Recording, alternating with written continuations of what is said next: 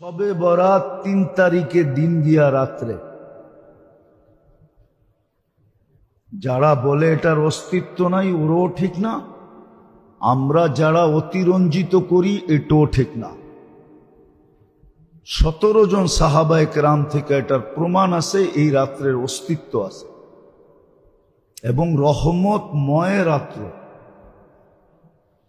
নিজের সম্পর্ক আল্লাহর সাথে নবায়ন করার রাত্র, নিজের পছন্দ মতো সবকিছু ১ বৎসরের জন্য আল্লাহর কাছে মঞ্জুর করার রাত্র। আল্লাহর কাছে মঞ্জুর করায় নেবে পছন্দেরটা, নির্জনে বৈশা, গোপনে বৈশা। এই রাত্রে কোনো ধরাবান্ধা জিনিস নাই। আগের থেকে যেটা শুনে আসতেছি যে এত রাকাত নামাজ আছে, এই সূরা আছে, এমনে এমনে পড়তে হয়। আবার জামাতের সাথে সালাতুত তাসবিহ নফল জামাতের সাথে নাই।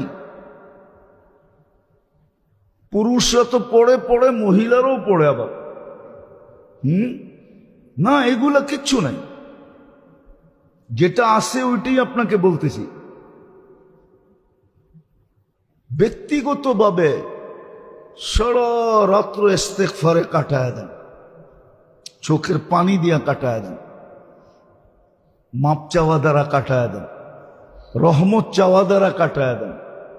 এতটুক চান যে আপনার মন এক সময় ভিতর থেকে বলবে, ভিতর থেকে মনেই বলবে, আল্লাহ মনকে বলাবে যে যথেষ্ট হয়ে গেছে।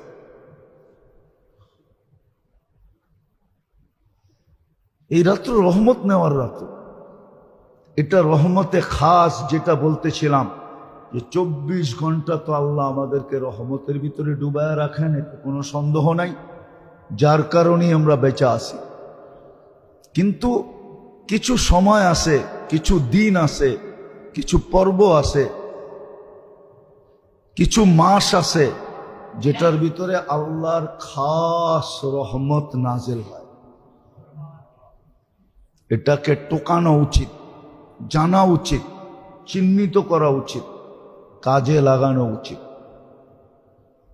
ছেলে পেলে কেউ বুঝান, এই রাতে পটাকা ফোটানোর রাত্র না। বাচ্চাদেরকেও ঘরে কাজে লাগান। হ্যাঁ, একটা বাংলায় প্রবাদ বাক্য আছে, যদি ওটা গ্রাম্য প্রবাদ বাক্য, বুঝবেন কিনা জানি না, বলমু?